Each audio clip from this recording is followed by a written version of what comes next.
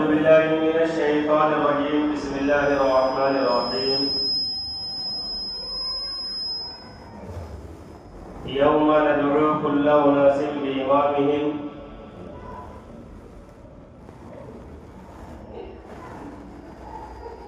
صدق الله العظيم وصدق رسوله النبي الأمين المكين الكريم ونحن على ذلك لمن الشاهدين والشاكرين والحمد لله رب العالمين.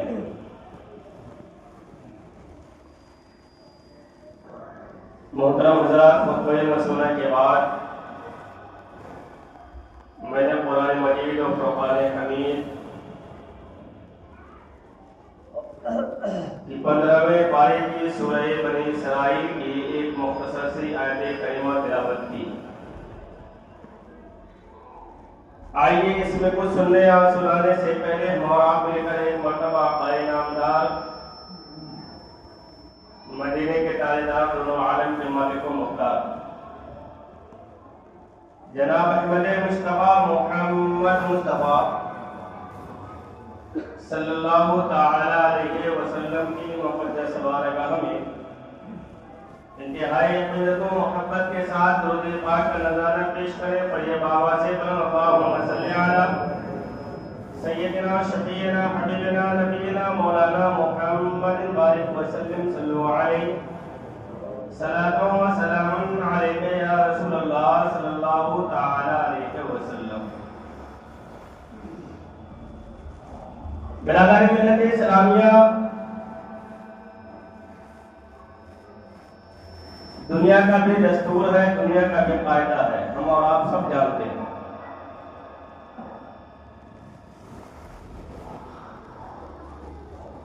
کہ اگر کوئی انسان صحیح معنوں میں برا نہیں ہے، اگر انسان شراب پینے والا نہیں ہے، اگر انسان جوا کھیلنے والا نہیں ہے، اگر انسان چور نہیں ہے، لیکن آپ نے دیکھا ہوگا، ملاحظہ کیا ہوگا کہ اگر انسان اگرچہ شراب پینے والا نہیں ہو، لیکن اگر شرابیوں کے ساتھ شراب کے دکان میں وہ بیٹھے گا تو دنیا والے یہی سمجھیں گے کہ یہ بھی شراب پیتا ہے. چوری آپ نے نہیں کی ہے، لیکن اگر چور کے ساتھ آپ پکڑے گئے تو سزا آپ کو بھی ملے گی. اگرچہ آپ نے چوری نہیں کی، آپ چور نہیں ہیں، لیکن اس کے ساتھ میں تھے، چور کے ساتھ میں آپ پکڑے گئے تو دنیاوی اعتبار سے سزا آپ کو بھی ملے گی. اسی طرح آپ کسی بھی چیز کو لے لیں، اور ایک پہلو اس آیت کریمہ میں یہ بھی ہے کہ اگر کوئی انسان یا کوئی گھر یا کوئی معاشرہ اگر کسی کے ماتحت میں نہیں ہو تو پھر وہ گھر بھی برباد ہو جاتا ہے، وہ معاشرہ بھی برباد ہو جاتا ہے. ایک پتا جب تک درخت سے لگا ہوا ہے، چاہے آندھی کا کتنا بھی جھونکا آئے، اس پتے کو کچھ بگاڑ نہیں سکتا ہے. لیکن اگر وہ پتا اپنے درخت سے الگ ہو جائے، ہلکی سی ہوا آئے کہ وہ پتے کو اڑا کر کے لے کے چلی جائے. وہ پتا اگر کسی پتھر کے نیچے دبا ہو،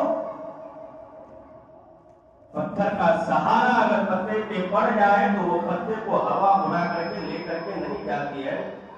لیکن ایسے ہی اگر پڑا ہوا اگر پتا مل جائے تو وہ پتے کو ہلکی سی ہوا پہ اڑا کر کے لے جاتی ہے.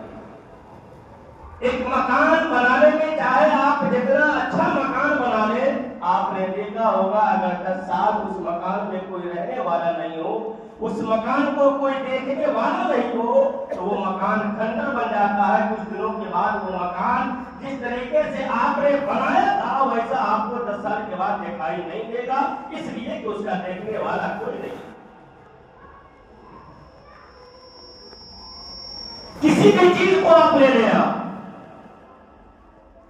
اگر گھر اچھا بنانا ہے تو گھر کے کسی ایک آدمی کو آپ کو اچھا اور بڑا ماننا ہوگا. اگر معاشرے کو اچھا بنانا ہے تو معاشرے میں بڑوں کی تعظیم کرنی ہوگی. اگر کو اچھا بنانا ہے مکان تعمیر کرنے کے بعد تو اس مکان کی دیکھ بھال آپ کو کرنا ہوگا.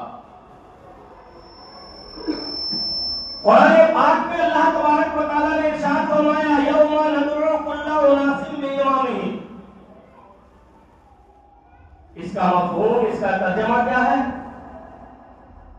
اللہ فرماتا ہے یوم ندعو کل اناس بامامہم کہ کل میدان محشر میں قیامت کے دن اللہ تبارک و تعالیٰ لوگوں کو ان کے اماموں کے ساتھ بلائے گا.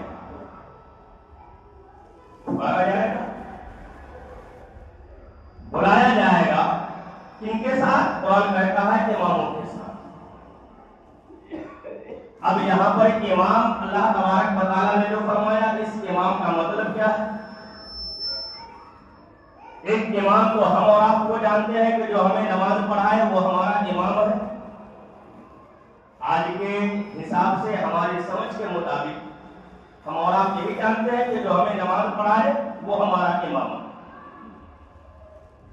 حضرت عبداللہ ابن عباس رضی اللہ تعالی عنہ اس آیت کی تفسیر میں ایک حدیث بیان کرتے ہیں آقا کائنات صلی اللہ تعالی علیہ وسلم سے کہ اللہ نے جو فرمایا کہ کل قیامت کے دن انسان کو ان کے اماموں کے ساتھ بلایا جائے گا جب اس کا حشر ہوگا. دنیا میں بھی اگر کوئی غلطی کرتا ہے تو کہتے ہیں کہ فلاں کا بیٹا ہے، اگرچہ وہ باپ کی بات نہ مان کر کے غلطی کیا ہو تو لوگ پکارا جاتا ہے تو ان کے باپوں کے نام کے ساتھ بلایا جاتا ہے کہ یہ فلاں کا بیٹا ہے. کوئی بھی حادثہ، کوئی بھی چیز ہو، لینے والا یہ نہیں جانتا ہے کہ وہ باپ کا فرمان بردار بیٹا تھا یا نافرمان تھا، باپ کے ساتھ میں وہ رہتا تھا یا نہیں رہتا تھا، کوئی مطلب نہیں ہے کہ فلاں کا بیٹا ہے. حضرت عبداللہ ابن عباس فرماتے ہیں کہ یہاں پر جو اللہ نے فرمایا یوم ندعو کل اناس بامامہم کہ لوگوں کو قیامت کے دن اللہ تبارک و تعالیٰ ان کے اماموں کے ساتھ بلائے گا، اس کا مطلب یہ ہے کہ دنیا میں انسان جس کی پیروی کرتا تھا، جس کے حکم پہ چل کر کے، جن کی باتوں کو مان کر کے وہ دنیا میں زندگی گزارتا تھا، کل میدان محشر میں اس کا حشر بھی اسی کے ساتھ ہوگا. آگے اسی حدیث میں ہے کہ اگر دنیا میں انسان بروں کی باتوں کو مان کر کے برائی کرتا تھا، شراب پینے والوں کے ساتھ میں رہ کر کے شراب پیتا تھا، گالی دینے والوں کے ساتھ میں رہ کر کے وہ گالی دیتا تھا، ظلم کرنے والوں کے ساتھ میں رہ کر کے ظلم کرتا تھا، دنیا میں ہم جن کی پیروی کریں گے چاہے وہ پیروی اچھائی کی ہو یا برائی کی، اگر ہم برائی کی پیروی کسی کی کر رہے ہیں، کل جو حشر اس کا ہوگا اس برا کرنے والے کا ہمارا حشر بھی وہی ہوگا. اگر دنیا میں ہم اچھائی کی پیروی کر رہے ہیں، اچھے لوگوں کی باتوں کو مان کر کے زندگی گزار رہے ہیں، کل جو حشر ان اچھے لوگوں کا ہوگا اور ہمارا حشر بھی انہیں اچھوں کے ساتھ ہوتا ہوگا. اب وہ ہماری مرضی ہے، اللہ نے ہمیں اختیار دیا، ہم جیسا عمل کریں گے ویسا ہمارا حشر ہوگا. فمن شاء فلیؤمن ومن شاء فلیکفر. قرآن میں کہ اللہ نے تو ساری چیزوں کو بتا دیا، اب جو چاہے ایمان لائے، جو چاہے کفر کرے. ایمان لائیں گے ہمیں جنت ملے گی، کفر کریں گے ہمیں جہنم ملے گی، وہ ہمارے اختیار میں. اللہ نے تو ساری چیزوں کو ہمیں بتا دیا ہے رسولوں کے ذریعے، کتابوں کے ذریعے. اور ابو داؤد کی ایک حدیث پاک ہے، ابو داؤد ایک کتاب کا نام ہے. اس حدیث پاک کا مفہوم یہ ہے اسی آیت کریمہ کے تحت کہ تم دنیا کے اندر اگر زندگی گزار رہے ہو تو اگر تم کسی سے قربت کرنا حاصل کرنا چاہو، دوستی کرنا چاہو تو پہلے دیکھ لو کہ تم دوستی کس سے کر رہے ہو. ہمیں دیکھ لینا، یہ نہیں کہ کون طاقت والا ہے اس سے دوستی کریں گے تو ہمیں کام آئے گا، یہ نہیں. کون عہدے والا ہے اس سے دوستی کریں گے تو ہمیں کام آئے گا اگرچہ وہ سارے گناہوں میں ملوث ہو. اگر عہدے والا ہے تو ہمیں عہدہ کام نہیں آئے گا، وہ دنیا تک محدود ہے. صرف آنکھ بند ہو جائے گی سارے عہدے ختم. کتنے قبرستان قبرستان میں ایسے پڑے ہوں گے دنیا میں جن کی حکومت چلتی تھی، آج کیا ہے؟ بے بس زمین کے اندر پڑے ہوئے، زمین مٹی کھا گئی ہوگی، پتہ نہیں، نام و نشان تک باقی نہیں ہوگا۔ جا کر کے دیکھیں قبرستان میں آپ، جن کا لوہا چلتا تھا دنیا میں، آج ان کا کوئی پرسان حال نہیں ہے۔ آقا فرماتے ہیں جب تم دنیا میں تم کسی سے دوستی کرو تو پہلے دیکھ لو، جانچ لو، پرکھ لو۔ کیوں؟ آگے آقا نے خود فرمایا، اس لیے کہ انسان دوست کے دین پر ہوتا ہے، دوست کے طریقے پر ہوتا ہے۔ تمہارا دنیا میں جیسا دوست ہوگا کل میدان محشر میں تمہارا حشر بھی اسی کے جیسا ہوتا ہوگا۔ آج ہم اپنے معاشرے کا جائزہ لیا،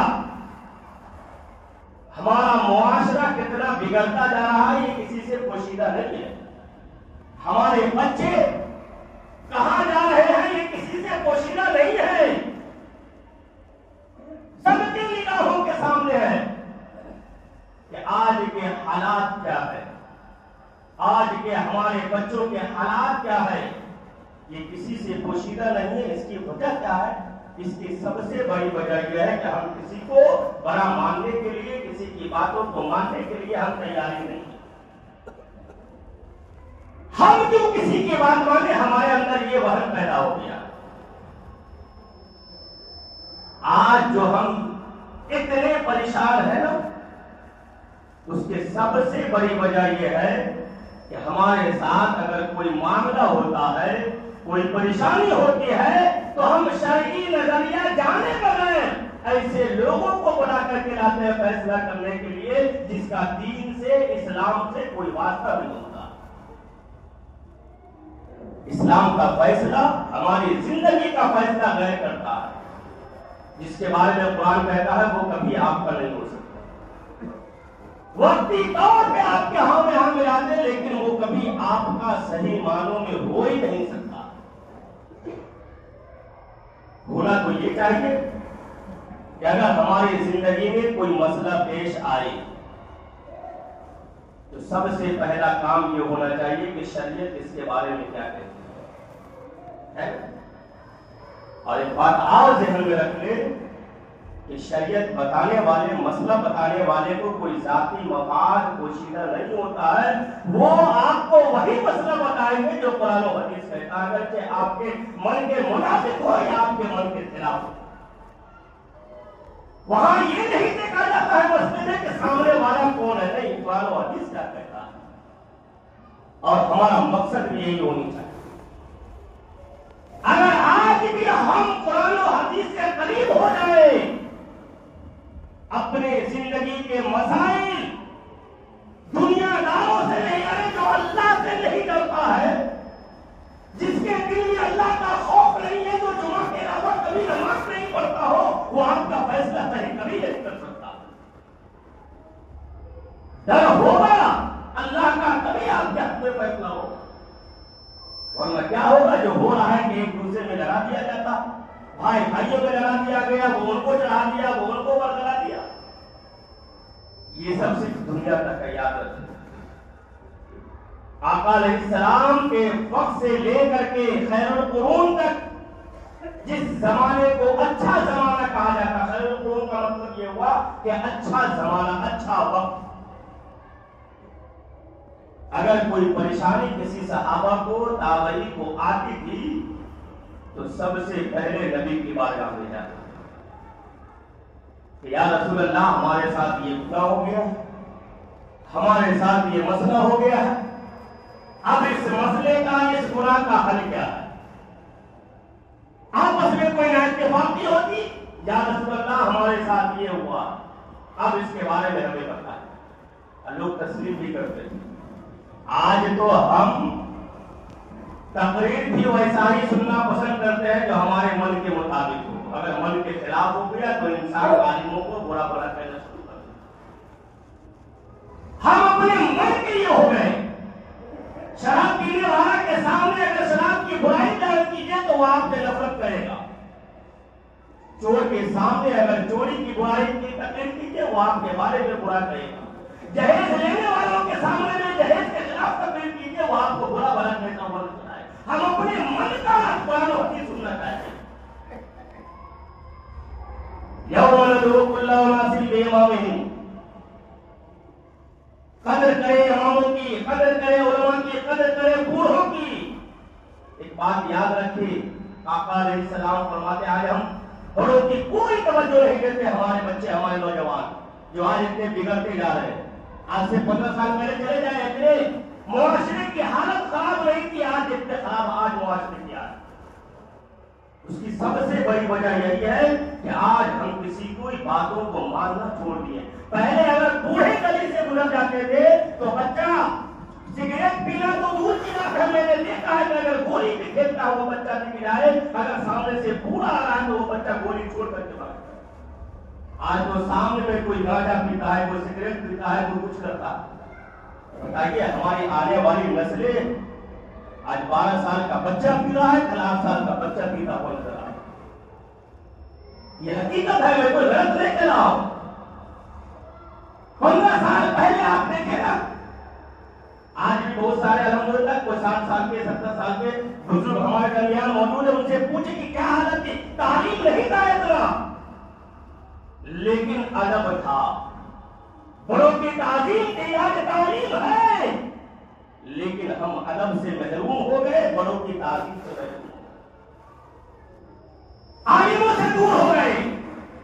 हमने तो सिर्फ ये समझ लिया है कि आलिम का काम नमाज पढ़ाना है, बस नमाज पढ़े, यहाँ नियत करते हैं इमाम के पीछे, बाहर गए हम आगे इमाम पीछे। ये हमारी तबाही की सबसे बड़ी वजह है। एक रस्म बन गया है। और आका फरमाते हैं कि अगर तुम्हें अपने उम्र में इजाफा करना है, उम्र को बढ़ाना है, बड़े गौर से सुनिए हदीस। हुजूर फरमाते हैं कि अगर तुम चाहते हो कि तुम्हारी उम्र बढ़ जाए तो क्या करना है? सबसे पहले ये काम करना कि अगर मुआशरे में बूढ़े मौजूद है तो उनकी इज्जत करो, अल्लाह तुम्हारी उम्रों को बढ़ा देगा। ये हुजूर का फरमान। आज तो कोई बाप की इज्जत करने के लिए तैयार नहीं। बाप अगर सामने एक कबीला आया हुजूर के बारे में, कबीला जोहैना, उसमें कुछ नौजवान भी थे, कुछ बूढ़े भी थे। हुजूर की बारगाह में आया, आने के बाद एक नौजवान खड़ा हुआ बात करने के लिए। हुजूर जलाल में आए, कहा तुम्हारे जमात में बूढ़े मौजूद है या तुम नौजवान हो करके मुझसे बात करोगे? याद रखो इस्लाम का पैगाम ये है कि जहां बूढ़े मौजूद हो वहां नौजवानों को चाहिए कि वो खामोश हो। आज तो बाप से जबान लगा लेता है बेटा, बूढ़े तो दूर की बात गलत है। बाप को कहता है कि आपको दिमाग नहीं है, आपको अक्ल नहीं है। आज दुनिया बदल गई है, दुनिया नहीं बदला, तुम्हारी सोच बदल गई है चंद पैसे कमाने के बाद। जब हम बाप की ताजीम नहीं करेंगे ना, हमारे घरों में बरकतें नहीं होगी, हम जिंदगी भर परेशान हाल रहेंगे। बूढ़ों की ताजीम करी अल्लाह की नेमत है। जब तक मुआशरे में मौजूद है ना, एक शान रहती है। और चले जाते हैं ना, जिनका बाप चले गए हैं, उनसे आप पूछें कि उनके घर में क्या एहसास होता है। बूढ़े अगर बिस्तर पे भी पड़ा रहे तो घर की एक रौनक होती है, एक शान होती है। चले जाने के बाद एहसास होता है कि काश हमारे बाप बिस्तर पे ही रहते, लेकिन हमारे सामने मौजूद होते, वो हम कदर नहीं करते उसकी। आज हमारी तबाही की एक बड़ी वजह यही है कि हम किसी को नहीं मानते, चाहे वो इमाम हो, आलिम हो या बूढ़े हो या बड़े हो।